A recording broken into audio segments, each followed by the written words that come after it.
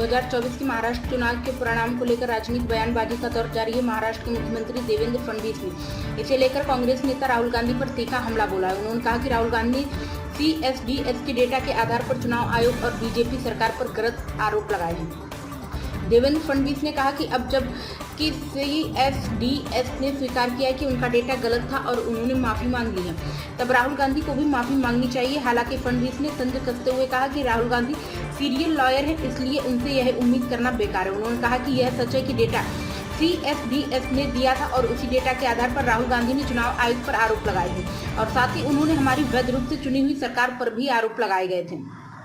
आज CSDS ने स्वीकार किया है कि उनका डेटा गलत था और उन्होंने अपनी गलती के लिए माफी मांगी। उन्होंने अपने पहले के सभी डेटा वापस ले लिए। सीएम ने आगे कहा, अब सवाल ये कि क्या उसी डेटा के आधार पर राहुल गांधी ने आरोप लगाए थे, अब क्या वे माफी मांगेंगे? मुझे उसकी उम्मीद नहीं है, क्योंकि राहुल गांधी एक सीरियल झूठा है, इसलिए वह रोज झूठ बोलेंगे। लेकिन एक बात बिल्कुल साफ है कि सच्चाई जनता के सामने आ गई है। विपक्ष लगातार चुनाव में धांधली के आरोप लगाता रहा है। महाराष्ट्र सुप्रीम कोर्ट में भी जा पहुंचा है। याचिकाकर्ता का दावा था कि 20 नवंबर 2024 को मतदान समाप्त होने के बाद करीब 76 लाख फर्जी वोट डाले गए। इससे पहले याचिका बॉम्बे हाई कोर्ट में खारिज कर दी गई थी। इसके बाद मामला सुप्रीम कोर्ट में पहुंचा, जहां चुनाव परिणाम को रद्द करने की मांग रखी गई।